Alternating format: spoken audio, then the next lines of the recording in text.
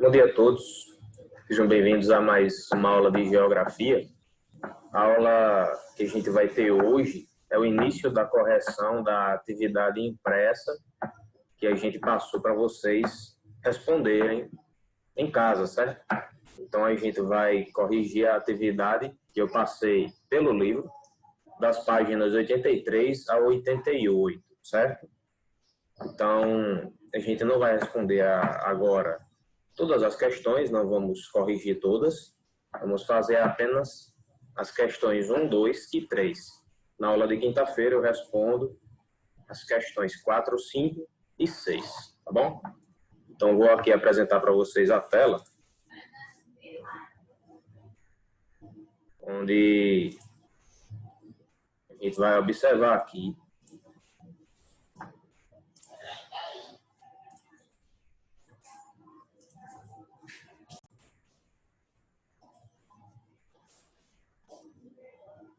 estão observando aqui a primeira imagem, tá? Essa imagem, ela tem a ver com a questão número 1. A pergunta da questão número 1, ela fala sobre a queima de combustíveis fósseis que existe, não só no continente europeu, mas a nível mundial, inclusive, certo? Esse problema não é um problema exclusivo da Europa, é um problema que acontece no mundo inteiro, tá bom? Então, a pergunta quer saber o seguinte: a queima de combustíveis fósseis é a principal responsável pela emissão de gases de efeito estufa. Quais são os mais usados e como? Então, ela quer saber quais são os principais vilões responsáveis por causar o efeito estufa. Então, aqui a gente vai observar dois principais motivos. Na página 83, fala que o petróleo é usado como combustível para os veículos e também nas indústrias, enquanto o carvão é empregado basicamente em termoelétricas. Então, aqui na imagem vem mostrando justamente o primeiro motivo, que são as indústrias, fazendo aí com que haja uma grande poluição atmosférica, certo? Isso daqui é um dos motivos de haver tanta poluição. Observe que o céu aqui seria uma paisagem muito bonita de se ver, né? Um pôr do sol, mas a ação aqui humana, enviando essa grande quantidade de poluentes, acaba estragando, né, essa paisagem. Outra imagem. Essa segunda aqui, colocada aqui na tela, vem mostrando a poluição causada pelos veículos. Então, a queima da gasolina, a queima do óleo diesel, que são combustíveis derivados do petróleo, jogam grandes quantidades de poluentes na atmosfera. Então, temos aqui as indústrias e a emissão também por meio dos veículos. Nos dois casos, a gente está falando da queima do petróleo, tá bom? As indústrias, elas trabalham com isso e também os veículos queimam o combustível derivado do petróleo, lançando também grandes quantidades de poluentes. Aí, no caso do carvão mineral, como é que o carvão mineral vai ser utilizado? Primeiramente, antes de entender isso, a gente tem que entender o que é o carvão mineral, certo? Então, aqui, quando vocês buscam por carvão mineral, vocês vão obter algumas imagens do que seria o carvão mineral. O carvão mineral é diferente de carvão vegetal, certo? O carvão mineral, ele é uma espécie de rocha, vamos falar assim, que é obtida através de perfurações no subsolo, né? E ele é encontrado nessa forma que a gente está observando aqui. Ele é aproveitado para várias coisas, tá bom? E uma dessas coisas é a geração de energia elétrica, certo? Como é que funciona isso? Como é que funciona a queima do carvão mineral? A queima do carvão mineral em uma termoelétrica, ela vai fazer com que gere calor para que uma determinada quantidade de água entre em ebulição, gerando vapor de água, tá certo?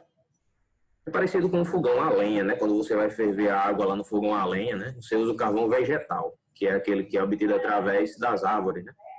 Só que no carvão mineral, o que vai acontecer é que a queima dele vai fazer uma determinada quantidade de água entrar em ebulição, e isso faz com que esse vapor, a força desse vapor vai fazer com que haja o giro de uma bobina, vai criar um campo magnético, e isso vai gerar eletricidade. Vocês podem perguntar mais detalhadamente sobre isso, professor de física de vocês, tá? Ele vai explicar com mais detalhes. Mas enfim, como é que o carvão mineral ele vai causar poluição? Daqui a próxima, a imagem, ela pode ser aproveitada aqui também, tá certo?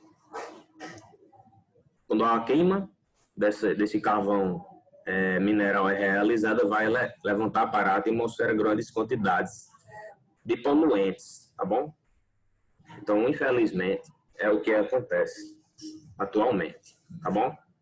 A poluição ela é gerada dessas maneiras, principalmente através de indústrias que queimam derivados do petróleo, enfim, e também o carvão mineral, e também através de veículos. Isso daí é um problema bastante considerável, não só na Europa, mas no mundo inteiro, tá certo? E é a queima dos combustíveis fósseis a principal responsável pela emissão de gases do efeito estufa. Muito bem, então vamos aqui dar continuidade à nossa correção. Pergunta 2. Defina o que são as chamadas cidades inteligentes. É estranho esse conceito porque as cidades elas não são assim, vamos dizer, conscientes, né? Como as pessoas são, como os cidadãos são. O que seria uma cidade inteligente? Se ela não tem vida própria, vamos dizer assim.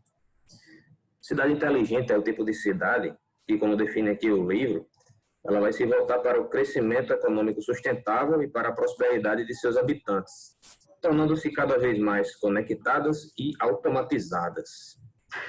Isso daqui está na mesma página da resposta número 1, está na página 83, aí, sob o tema As Cidades Inteligentes.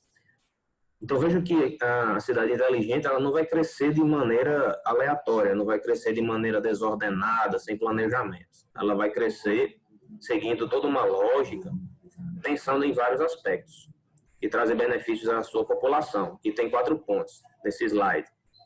Benefícios.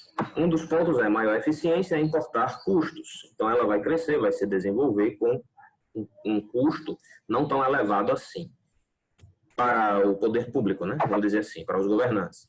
Segundo ponto, menor impacto ambiental. Esse ponto aqui é um dos mais importantes a ser mencionado aqui no caso da cidade inteligente, que nem aqui no livro a gente observa. É um crescimento econômico sustentável. Então, vai levar em conta a natureza também. Tá certo? Vai pensar bastante em questão da arborização, construção de parques com preservação da natureza, enfim. As cidades inteligentes crescem levando em conta isso. Terceiro ponto, maior inclusão social. Então, a desigualdade social nas cidades inteligentes tende a ser um problema menos grave, né? E o quarto ponto, maior atratividade para empresas. Então, não vai para abdicar aqui do crescimento econômico, não, certo? Vai ter crescimento econômico, as empresas vão ter destaque também, mas sempre levando em conta aqui o impacto ambiental reduzido nessas cidades. Tá bom?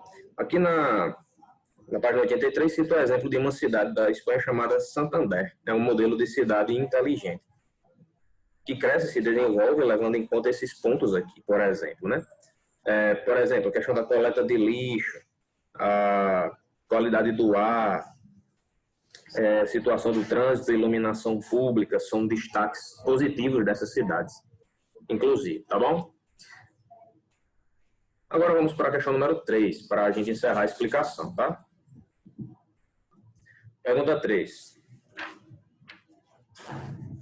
Cite quais são as principais fontes de energia da matriz energética da Europa. Indique quais países mais se destacam em cada uma delas. Essa questão aqui é a que vai ser mais abrangente. Primeiro, aqui na página 84 agora, vai citar dois exemplos de fonte de energia que são mais importantes, que a gente já falou. Um deles agora há pouco é o petróleo, né? E outro é o gás natural. A exploração e a produção desses recursos aqui no território europeu ocorrem no Mar do Norte, que fica aqui, ó, nessa região aqui do norte da Europa, na costa da Dinamarca. A gente vai ter aqui a Dinamarca, no norte da Europa, né? Da Escócia. A Escócia que fica aqui dentro do Reino Unido, não aparece aqui, mas fica aqui dentro do Reino Unido, certo? Faz parte do Reino Unido, junto com a Inglaterra, com a Irlanda do Norte, tá? Fica aqui nessa ilha do Reino Unido. Aqui. Então, veja que fica nesse miolo aqui, vamos dizer, do Mar do Norte. Da Inglaterra, que está aqui, dentro do Reino Unido também, e da Noruega, a principal produtora. No entanto, a produção é incapaz de suprir a demanda europeia. Então, não vai dar conta de abastecer todo o continente europeu, que é produzido aqui, no que diz respeito a gás e petróleo. Mas o que alguns países fazem? São obrigados a importar grandes quantidades desses recursos. Então, eles vão comprar de outros países gás e petróleo também. E a Rússia vai ser um dos principais fornecedores nesse sentido. Tá? A Rússia vai vender para a maioria dos países europeus que não tem como produzir, tá? O gás e o petróleo também, certo? O segundo exemplo é o carvão. Como a gente já falou sobre o carvão mineral. Embora ainda seja bastante utilizado nas termoelétricas, sua produção vem desacelerando em virtude do esgotamento e das limitações na exploração das jazidas carboníferas. Então, o carvão mineral está se acabando aos poucos. Ele é um recurso energético que tem fim, ele é finito. Ele não é infinito. Então, aos poucos, as jazidas estão se acabando. A pouca viabilidade econômica dessa fonte de energia também é outro fator que está fazendo com que a exploração esteja desacelerando, além do fato de que é altamente poluente, como a gente já falou. Já mostramos até aqui a imagem de como ela polui a atmosfera na queima do carvão. Os maiores produtores de carvão vai ser a Alemanha, juntamente com a Polônia, aqui vizinho. E o terceiro, da matriz energética europeia, vai ser a energia nuclear. A energia nuclear, que no Brasil a gente não vai ter praticamente nada acontecendo, só as usinas ali de Angra 1, Rio de Janeiro, Angra 2. Mas na Europa é bastante destacado. É a principal fonte da energia usada na Europa. Tem alguns países, como a França, aqui, a Bélgica, vizinha aqui a França, e a Eslovênia, aqui um pouco mais embaixo, perto da Itália. Mais de 50% da energia é gerada por usinas atômicas. Então, essa usina ela vai ter algumas vantagens. Por exemplo, você não vai precisar ter recursos naturais abundantes, por exemplo, rios, para poder instalar uma usina desse tipo, tá? Não depende disso, depende só se você tiver condição de construir e tiver tecnologia suficiente para fazer a divisão, né, nuclear, tá bom? O uso da energia nuclear foi antes uma opção política do que tecnológica, em decorrência do preço do petróleo, que disparou na década de 70. Além disso, essa fonte de energia é considerada limpa, pois não libera gases poluentes. Então, essa é outra vantagem que tem feito com que os países europeus tenham optado por essa fonte de energia. É uma energia considerada limpa, porém perigosa, se você não usar de cuidado, né? Vamos dizer assim. Lembre-se do que aconteceu aqui na Ucrânia, né? Na década de 80, com o acidente lá de Chernobyl, tá bom? Na época da antiga União Soviética, né? A Ucrânia fazia parte da União Soviética. Eles foram fazer, vamos dizer assim, testes, só que com um sistema de segurança, vamos dizer assim, desativado, né? E assim por diante. Acabaram relaxando e causaram aquele acidente nuclear que é o maior de todos os tempos. Até hoje a região ela é desabitada, né? E só sobram as ruínas, né? Vamos dizer assim, do que foi a cidade de Pripyat, né? Vocês podem observar melhor sobre isso em alguns vídeos de história da internet, ou perguntando ao professor de história de vocês, tá? Então, essa situação aqui, para que não se repita, é levada em conta, né, para esses países e em outras partes do mundo também, em consideração, e é necessário bastante cuidado, bastante segurança, né, no uso da energia nuclear, para que não haja acidentes. Mas a geração de energia dessa forma é bastante utilizada aqui no continente europeu, tá bom? Então, pessoal, a gente não vai corrigir as questões 4, 5 e 6 para não ficar muito extenso, e até porque também a gente ainda tem a aula da quinta-feira aqui. Então, vamos dividir a atividade de correção ao meio, certo? Então, desejo um bom dia para vocês, até a próxima, se cuidem. Valeu!